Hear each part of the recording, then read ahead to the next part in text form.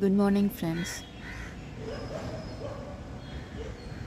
இந்த நிமிஷம் நமக்கு சொந்தமானது.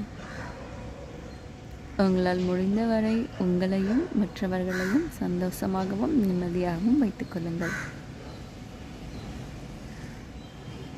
வாழ்க்கையின் பயணமே எல்லா நிமிடங்களையும் கடந்து செல்வது. ஒரு குறிப்பிட்ட தருணம் மட்டுமல்ல, நமது வாழ்க்கையின் சந்தோஷம், வருத்தம், அனைத்து உணர்வுகளும். எல்லா நிமிடங்களையும் அழகாக வாழ்வதற்கு முயலுங்கள்.